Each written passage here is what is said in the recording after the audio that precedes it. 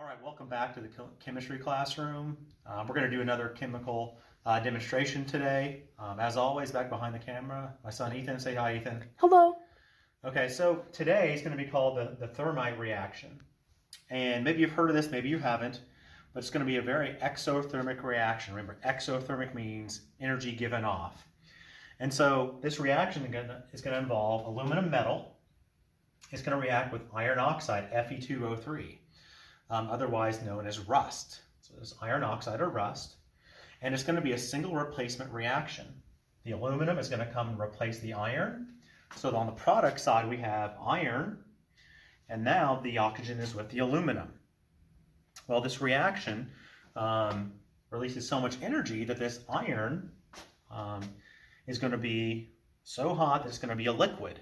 And so iron turns to a liquid at about maybe 2,000 degrees Celsius.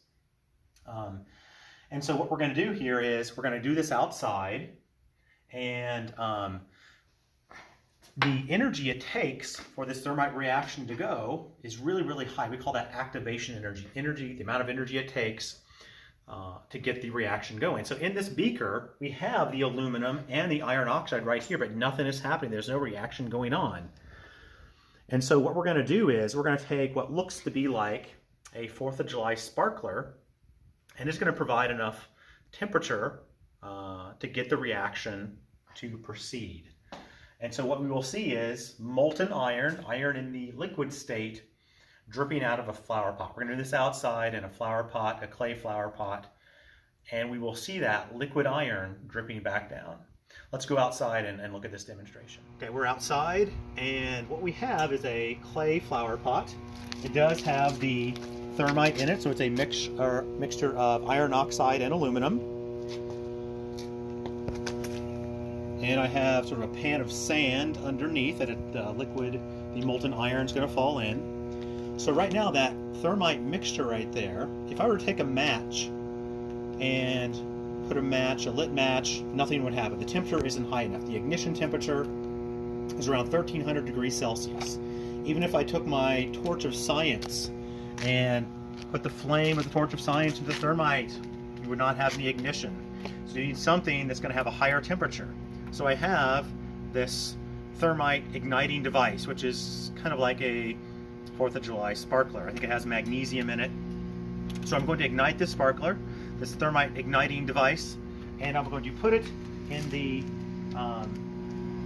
mixture of thermite, and then what we'll look for is the molten iron dripping out of the clay pot.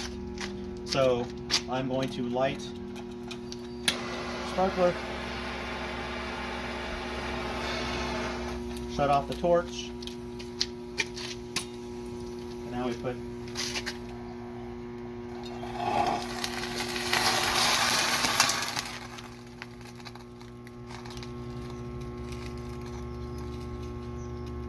so you can see that it is glowing red. So that would be the iron, which is kind of re-solidifying.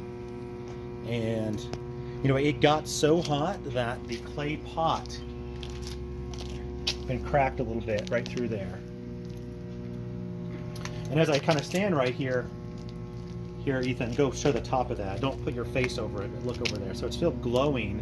That would be the iron that is glowing orange hot right now. So very, very exothermic reaction.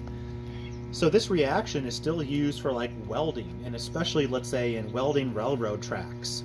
And I will put a link next to maybe this video assignment to where that shows people using this thermite reaction to weld two pieces of railroad track together. So they have a seam in the railroad track.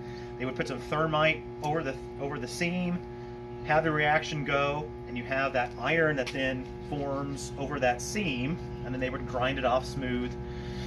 But the advantage of that is you don't need any power source, you don't need any bottles of acetylene and oxygen.